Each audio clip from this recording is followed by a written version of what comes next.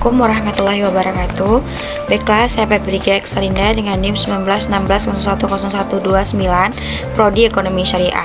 Baiklah, pada video saya kali ini, saya akan menjelaskan terkait analisis data persamaan simultan menggunakan aplikasi Evius.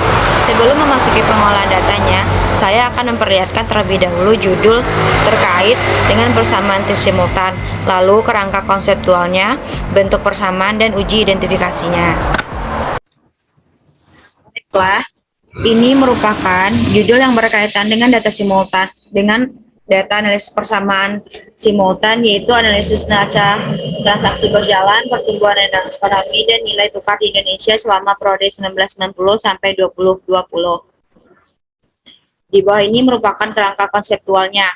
Dari kerangka konseptual ini nanti kita akan mengetahui variabel eksogen dan variabel endogennya.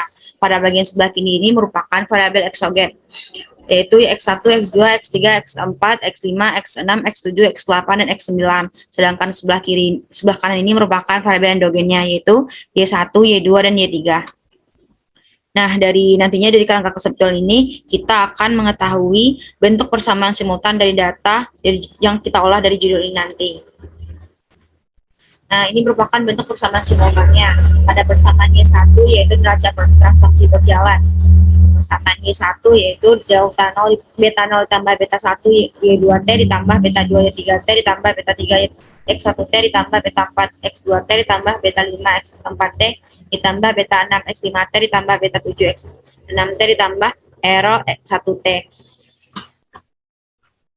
Persamaan ini kita dapat dari kerangka konseptualnya.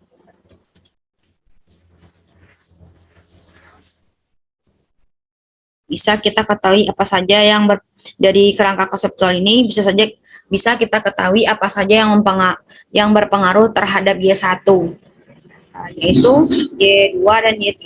Sedangkan pada variabel eksogennya yaitu X1, X2, X4, X5, dan X6.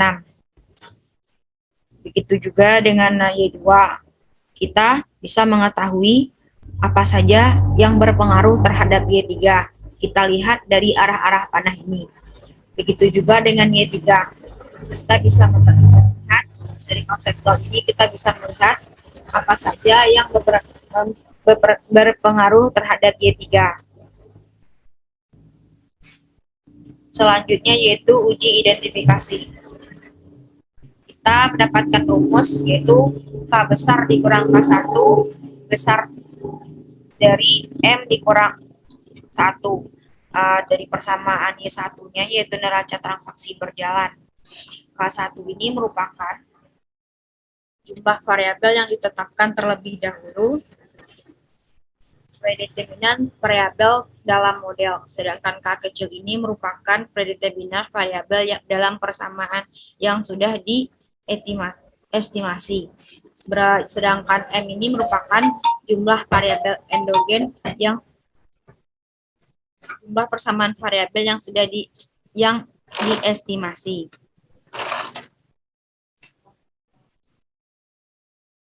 K ini merupakan variabel K ini terdiri dari X1, X2, X3, X4, X5, X6, X7, X8, dan X9. K ini merupakan variabel eksogen. Sedangkan K kecil dari persamaan Y1 ini yaitu X2, X3, X4, X5, dan X6, yaitu variabel eksogen yang mempengaruhi persamaan Y1. Sedangkan M ini merupakan variabel endogen, yaitu Y1, Y2, Y3. Jadi 9 dikurang 5 besar 3 dikurang 1 atau over identifier. Begitu juga dengan persamaan Y2. Yang membedakannya adalah nanti X kecilnya. Tapi nilainya sama-sama 5. Begitu juga dengan X3, yang membedakannya adalah K kecil, tetapi jumlahnya sama-sama 5. Baiklah, selanjutnya kita akan memasuki pengolahan datanya menggunakan aplikasi Evius. Selanjutnya kita masuk ke dalam pengolahan data. Kita pilih file, lalu new, convert file. Nah, nanti akan muncul tampilan seperti ini. Untuk workflow struktur type-nya kita milih date regular frekuensi karena kita menggunakan data time series. Untuk frekuensinya kita menggunakan annual karena kita menggunakan data tahunan. Untuk start date karena kita menggunakan dari tahun 1990, maka kita untuk start date-nya kita memasukkan tahun 1990. Untuk end date-nya kita memasukkan tahun 2020. Lalu tekan OK. Nantinya akan muncul tampilan seperti ini. Kita pergi ke quiz, lalu empathy group. Nah, di sini kita masukkan datanya.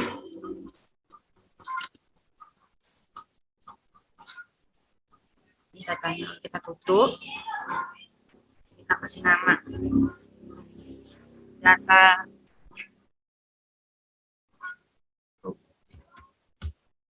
Lalu tekan OK. Nah, akan muncul tampilan seperti ini. Selanjutnya kita pilih quiz lagi, lalu estimate equation. Di sini kita masukkan rumus. Mana rumusnya yaitu Y1 spasi C spasi Y2 spasi log dalam kurung Y3. Lalu kita masukkan variabel eksogen yang mempengaruhi Y1, yaitu X1, X2, X4, X5, X6. Lalu untuk estimate settingnya kita memilih to SLS.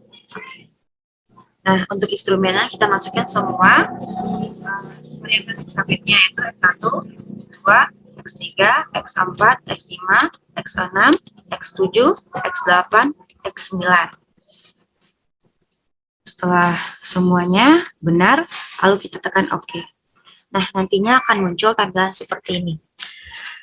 Untuk yang persamaan Y1-nya, kita melihat koefisien, nilai koefisiennya, nilai probability, nilai S-square, dan Prof F statistik. Untuk persamaan, kita masukkan persamaan dalam Y1, koefisiennya 8,6491615 C dikurang 0,545507 ditambah 1,701974 ditambah 0,729211 dikurang 0,164962 dikurang 1,399309 dikurang 0,174843 ditambah 0,0042156. Selanjutnya untuk nilai probability-nya yaitu variabel Y2, Y3, X1, X5 itu nilai tidak berpengaruh signifikan terhadap Y1 karena nilai probability-nya kecil dari 0,05. Untuk sisanya yaitu 0, X2, X3, dan Y2 itu berpengaruh signifikan terhadap Y1 karena nilainya besar dari 0,05. Untuk R-square-nya adalah 0,646545. Artinya kontribusi variabelnya Y1, Y3, X1, X4, X9 itu sebesar 64,6545%, sedangkan sisanya 35,3455% di luar persamaan Y1. Nah, selanjutnya kita mencari nilai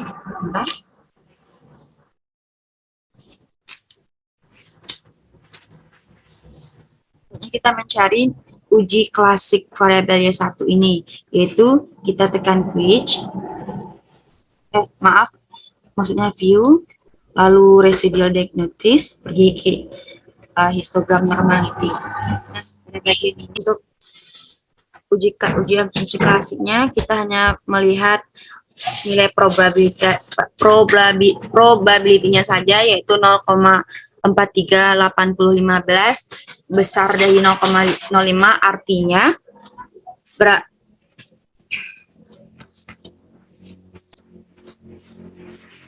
Artinya model ini yang digunakan adalah distribusi normal.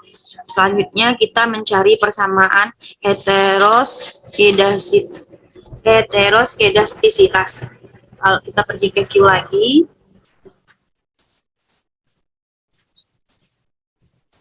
residual diagnosis, oke, heterosity, seperti Bruce bagian review. Oke. Nah, akan muncul tampilan seperti ini.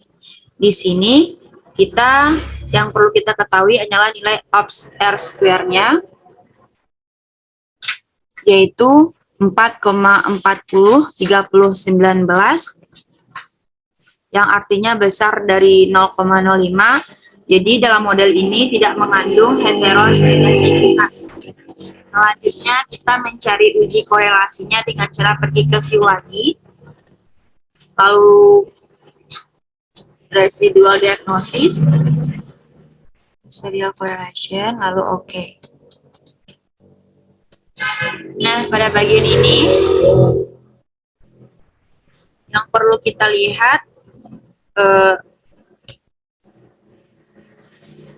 hanyalah nilai R square-nya saja. Nilai ops R square-nya saja, yaitu 9,475631. Artinya besar dari 0,05, berarti dalam model persamaan simultannya terdapat autokorelasi. Selanjutnya kita mencari nilai multikolonialitasnya. Kita pergi ke quiz, lalu grup statis,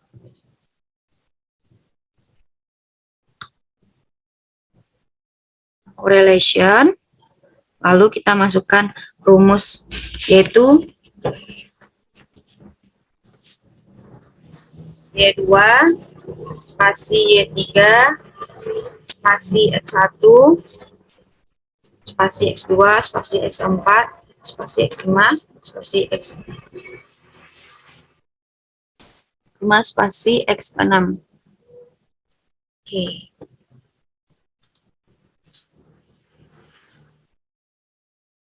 Di sini kita tidak membawa lagi. Nah, di dalam tabel ini hasil ujinya terdapat nilai korelasi yang sangat tinggi antar variabel, melebihi 0,090, sedangkan terdapat multikolonialitasnya antara variabel bebas.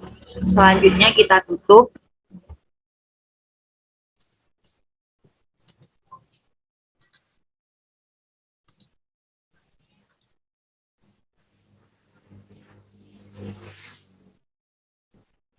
Oke, pergi ke quiz.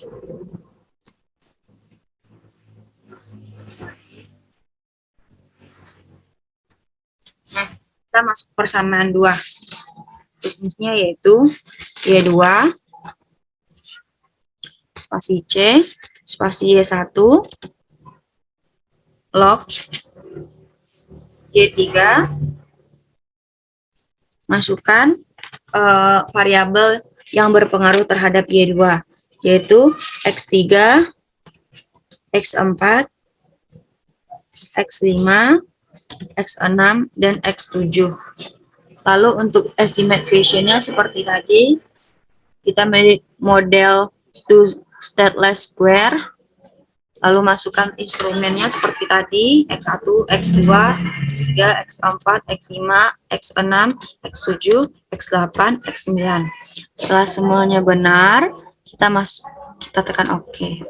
Seperti tadi kita melihat nilai koefisiennya, probability, R square, dan F statistiknya. Nah, untuk kita masukkan ke dalam koefisiennya ke dalam persamaan Y2. Pertama, min 79,22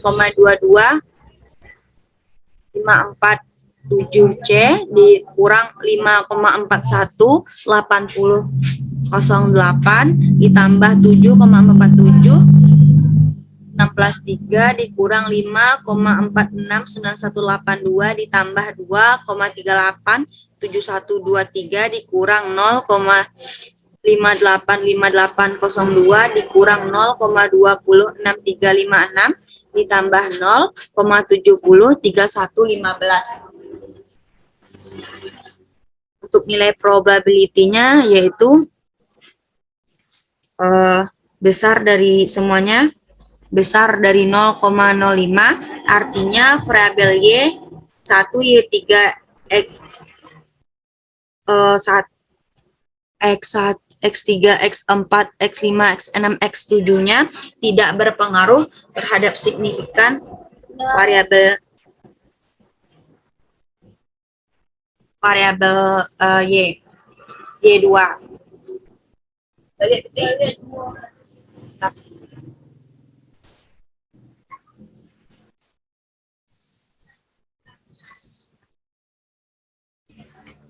Kita masukkan rumusnya, yaitu log Y3 spasi C spasi Y2 spasi Y1 spasi X4 spasi X5 spasi X6 spasi X8 spasi X9.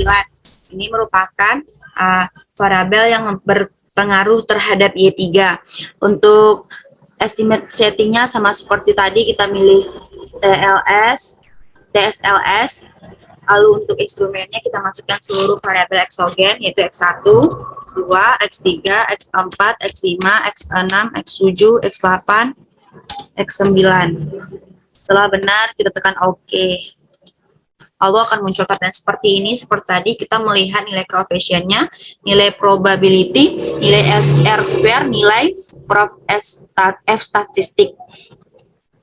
Kita masukkan ke dalam persamaan Y3, 17,22968 dikurang 0,043932 ditambah 0,132598 dikurang 0,448988 ditambah 0,007839 dikurang 0,003722 dikurang 0,138307 dikurang 0,0034022. Untuk nilai probability-nya, untuk nilai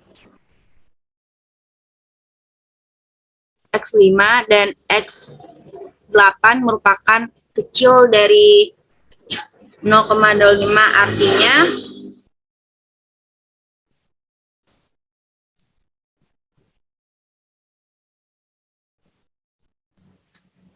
artinya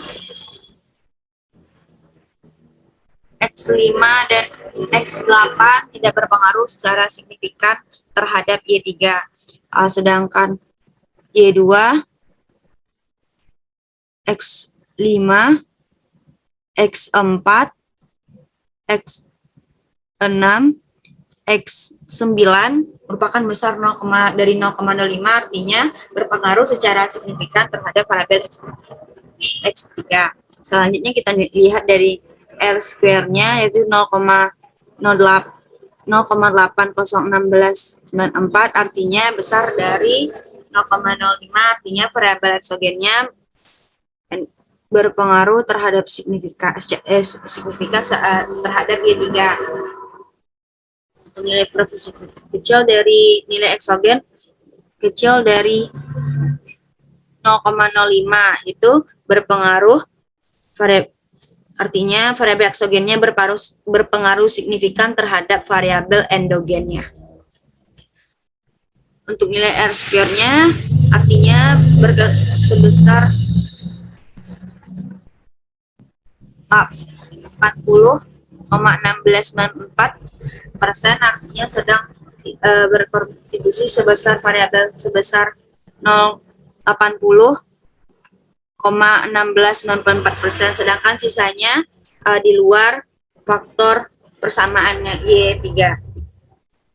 Ini kita pergi ke view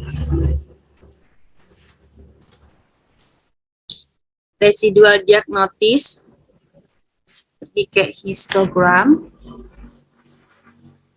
Sini kita melihat nilai probability-nya saja. Di sini nilai probability-nya yaitu 0,8958 581662, artinya besar dari 0,05, yaitu model yang digunakan yaitu terdistribusi normal. Selanjutnya kita pergi ke view lagi, kita mencari nilai heteroskedastisitasnya.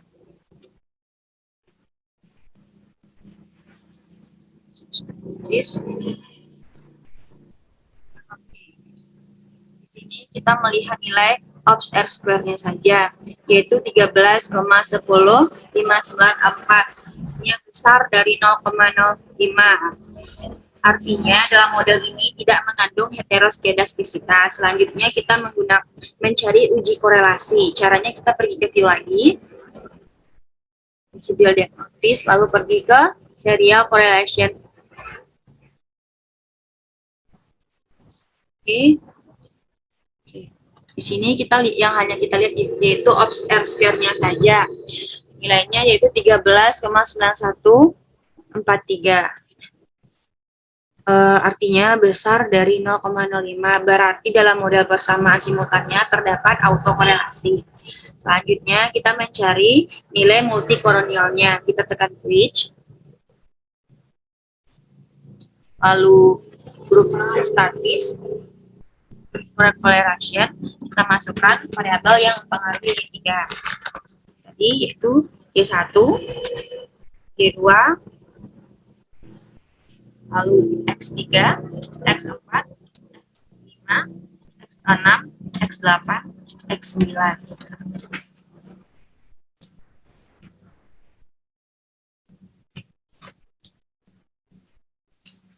Oke. Nah, ini dalam tabel ini hasilnya terdapat nilai korelasinya yang tinggi antar variabel melebihi 0,90, sedangkan terdapat multikolonialitasnya antara variabel bebas. Sekian dari uji kelas saya. Apabila ada kesalahan saya mohon maaf. Terima kasih.